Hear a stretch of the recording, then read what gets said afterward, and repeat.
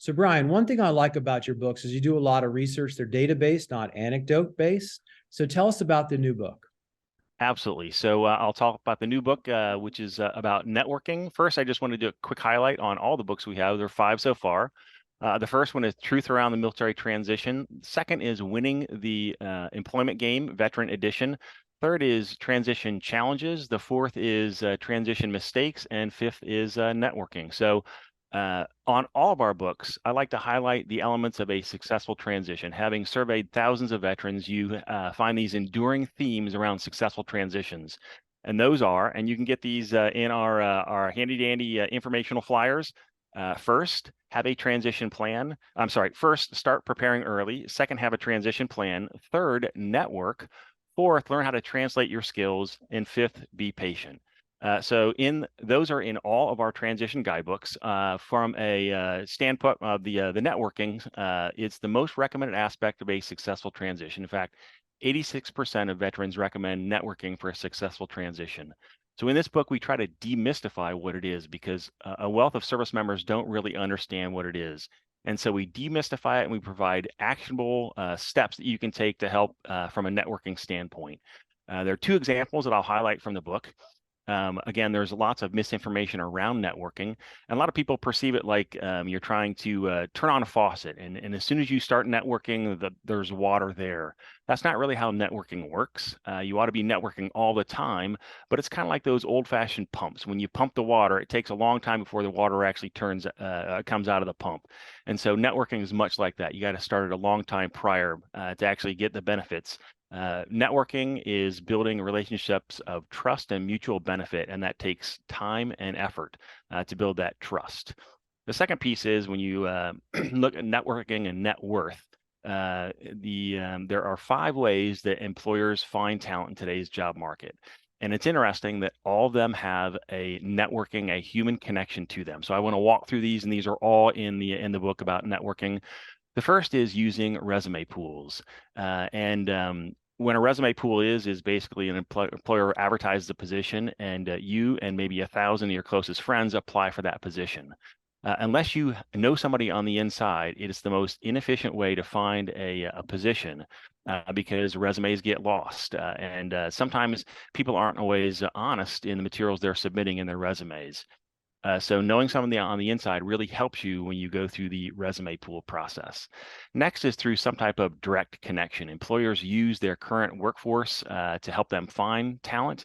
That can be through referrals, that can be having a connection with the hiring official or someone that hiring official knows and trusts, so a direct connection. And again, a direct linkage with your networking abilities. The third is through internships and co-ops, and these are really extended interviews, right? So you get to interact with them, they get to interact with you. And SkillBridge is a big, part of internships and co-ops. So a big fan of SkillBridge, but anyways, that's the third path. And fourth is through agencies. And so these are agencies or recruiters that organizations know and trust. And then the fifth way that they find talent is through internal talent development, their own internal talent. So there's a connection there as well. So networking is the theme through all these aspects. Now, you've had a lot of learning from the military and veteran community. What's the most interesting learning you've gathered? That's a great question. So I will say this. So having worked with thousands of veterans over the past 2 decades, I keep hearing this theme around the unknown. The transition is like going into the unknown. So I built this analogy around the unknown. And let's say the unknown is a dark room, and there's a single door into that dark room. When you enter that room, the door closes behind you, and you are all alone. And in that dark room with you are obstacles that can hurt you. There's also ways that you can hurt yourself. On the opposite side of those obstacles are a series of doors that represent your future, potential futures. Some are good and some aren't so good. And your job is to navigate those obstacles without getting hurt or hurting yourself and exit one of those doors. There are three groups that go through this process, three groups that go through the transition. The first group enter the dark room, and they don't even know there's a dark room until the door closes behind them, and they find themselves all alone in the dark abyss. Not ideal.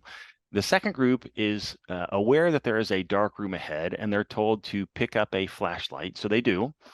They enter the room, the door closes, and they turn on the flashlight. And the amount of light really depends upon the freshness of the batteries that they have in that flashlight. Better than the first group, they can see what's happening, but sometimes they don't have really fresh batteries in those flashlights. The third group knows there's a dark room, and they're told exactly where to find a brand new flashlight with fresh batteries.